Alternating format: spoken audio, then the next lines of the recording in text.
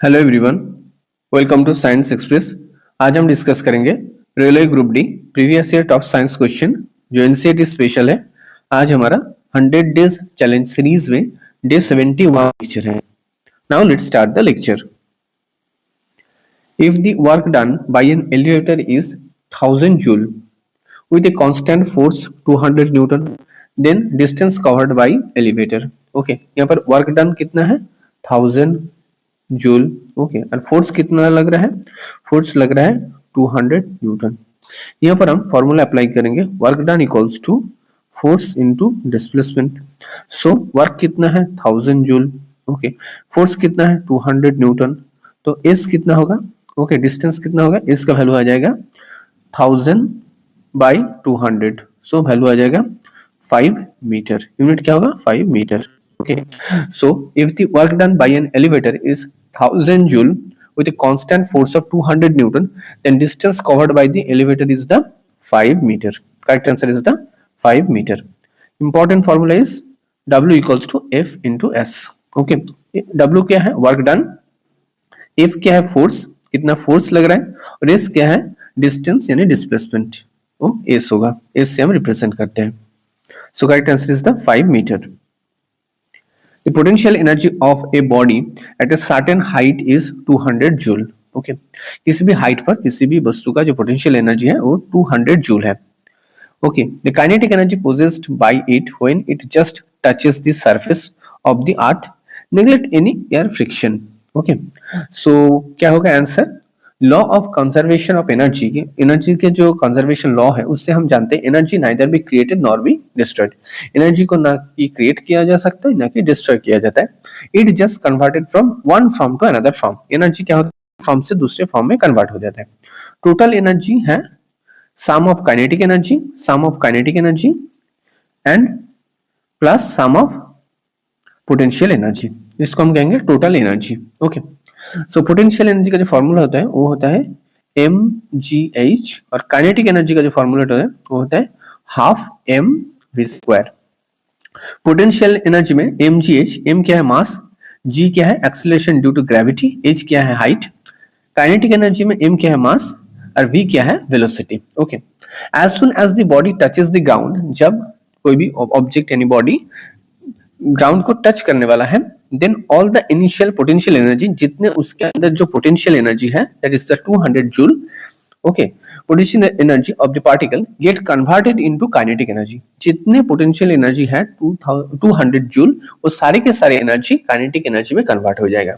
Okay, so potential energy of a body at a certain height is 200 joule, then kinetic energy possessed by it when it touches the surface of the earth, and so answer will be equals to potential energy। Kinetic energy और potential energy equal हो जाएंगे।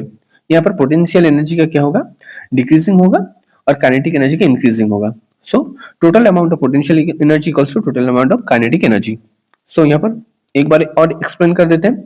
Total जो potential energy of a body at a certain height 200 joule, the kinetic energy possessed by it when it touches the ground, the surface of the earth is the 200 joule। So it is kinetic energy equals to potential energy, that is mgh, equal होगा। So correct answer is equal potential energy। A certain household has consumed 9 into 10 to the power 8 joules energy in a month। Find the energy in units।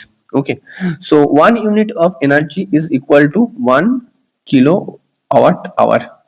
Okay, kilowatt hour, 1 unit equals to 1 unit equals to क्या है 1 kilowatt hour, and 1 kilowatt hour equals to 3.6 into 10 to the power 6 joule। Okay, and so 1 unit equals to same होगा 3.6 into 10 to the power 6 joule. Okay, ये value हमको पता है क्या है, 1 unit equals to 3.6 into 10 to the power 6 joule, ये 1 unit का value है। यहाँ पर कितना दिखा रहा है, यहाँ पर दिख रहा है 9 into 10 to the power 8 joule. So कितना यूनिट होगा, so 9 into 10 to the power 8 divided by 3.6 into 10 to the power 6, divide करने के बाद आएगा हमारे पास 250 units. Okay, so correct answer हो जाएगा 250 यूनिट्स। ओके, और एक बार डिस्कस कर लेते हैं। 1 unit of energy is equal to 1 kilowatt hour.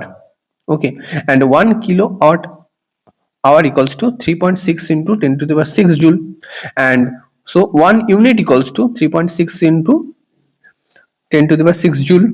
Okay, यहाँ पर कितना जूल कंज्यूम्ड हो रहा है?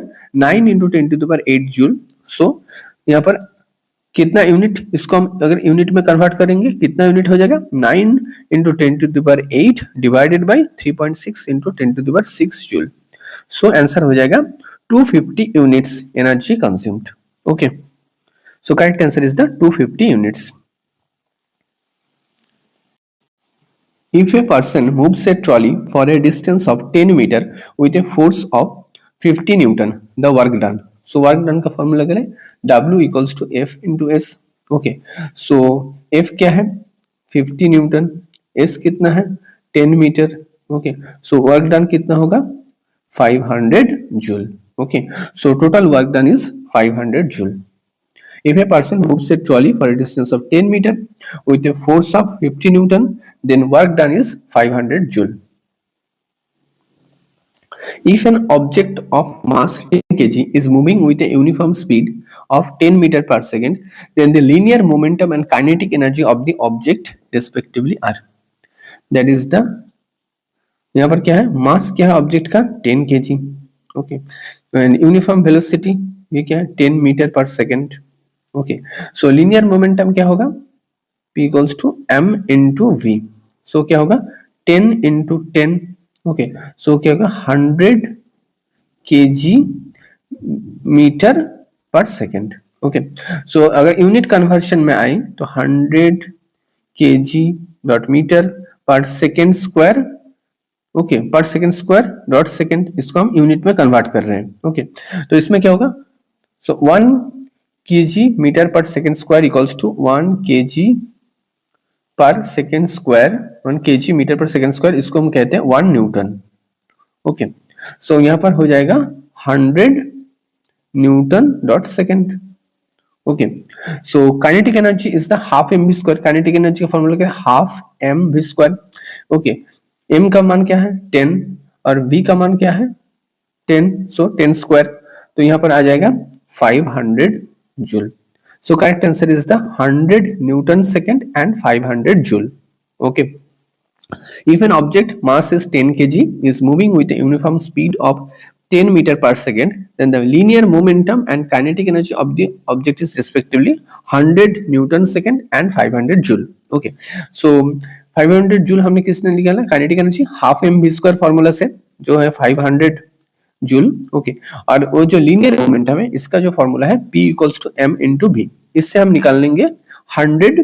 ओके, इससे हम निकाल लेंगे 100 kg डॉट मीटर पर सेकेंड. ओके, ये क्या है? Linear momentum. इसको हम यूनिट में कन्वर्शन करेंगे, इसमें न्यूटन में कन्वर्शन करेंगे, तब होगा 1 kg मीटर पर सेकेंड स्क्वायर, इसको हम कहेंगे 1 न्यूटन. इसीलिए ये जो फॉर्मूला है इसको हम सेकेंड से मल्टीप्लाई और इंटू करेंगे, तो ये कन्वर्ट हो जाएगा 100 न्यूटन सेकेंड में. Okay, find the potential energy gained by a body of a mass of 60 kg and if it is raised by 12 meter. So potential energy का फॉर्मूला क्या है? potential energy का फॉर्मूला है mgh. m क्या है? mass of the object, that is the 60 kg. g क्या है? acceleration due to gravity, that is the 10. Okay, और हाइट कितना है? 12. तो यहाँ पर जो आंसर हो जाएगा 7200 joule. Okay, so correct answer is 7200 joule. Find the potential energy gained by a body of mass 60 kg if it is raised by 12 meter, then potential energy will be 7200 joule. What is the energy contained in an object of 50 kg when it is at a height of 5 meter above the ground? That is the g का value दिया गया 9.8 metre पर second square. Okay, सो यहाँ पर हम क्या निकालेंगे? Potential energy, that is the mgh. m क्या है? मास कितना है? 50 kg. ओके, g का वैल्यू कितना है? 9.8 मीटर पर second square, that is acceleration due to gravity, और हाइट कितना है? 5 मीटर. सो ये सारी वैल्यू अगर हम इंटू करें तो आ जाएगा 735. यूनिट क्या होगा? Joule. So correct answer is 735 joule. Okay, A 250 watt electric bulb is used for 10 hours every day. How much electricity does it consume per day? Okay, so कितना electricity consume कर रहा है per day? So that will be power.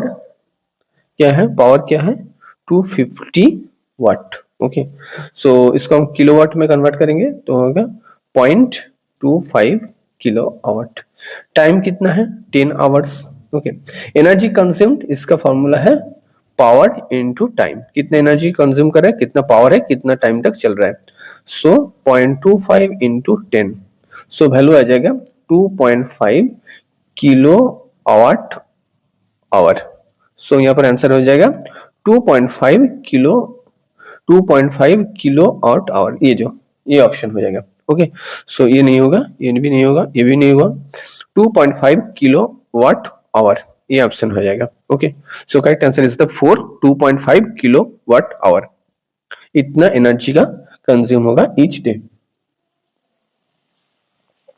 The work done by a force pushing a duster on a frictionless surface by 0.25 meter is 12.5 joule. Okay, so यहाँ पर work done by a force pushing a duster on frictionless surface by 0.25 meter is 12.5 joule. तो work done कितना है 12.5 joule. Okay, so यहाँ पर S कितना है, displacement कितना होगा 0.25 मीटर.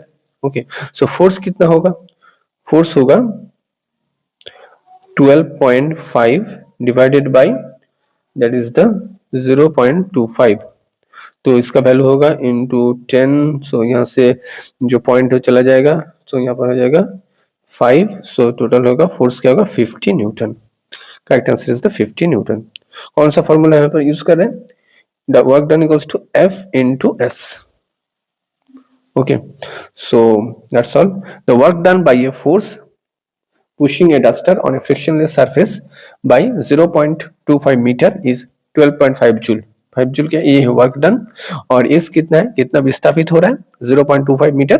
तो इससे हम W इक्वल्स टू Fs, इस फॉर्मूले से हम फोर्स कितना लग रहा है ये हम निकाल सकते हैं. That is the 50 Newton.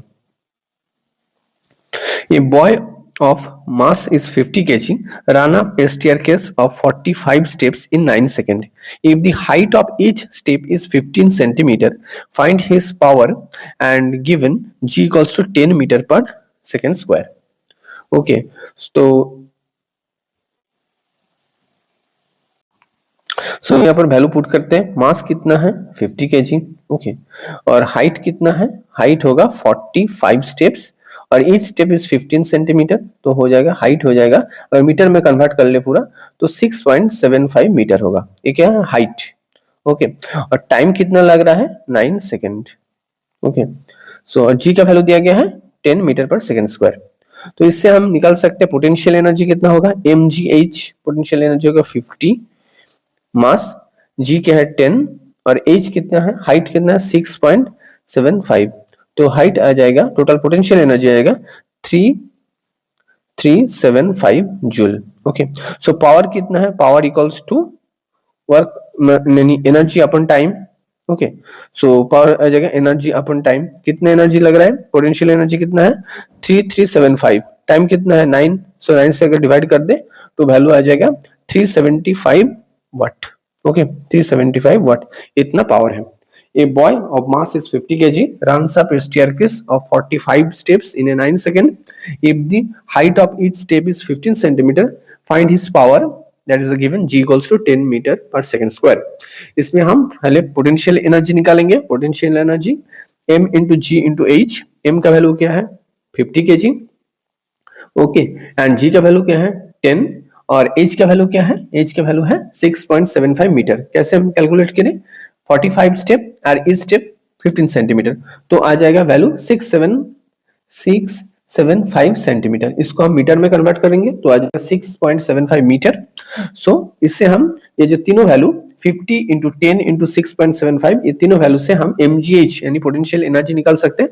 That is the 3375 joule. ये क्या है पोटेंशियल एनर्जी. ओके, और इसके बाद हम पावर निकाल सकते हैं. पावर कैसे निकालेंगे, power equals to energy upon time. कितना एनर्जी हम यूज कर रहे हैं, कितने टाइम पर कर रहे हैं.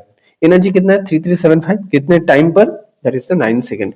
3375 divided by 9, then the value will be 375 watt. Okay, power का इकाई क्या है, watt. So correct answer is 375 watt. Thanks for watching. Don't forget to subscribe Science Express. Thank you.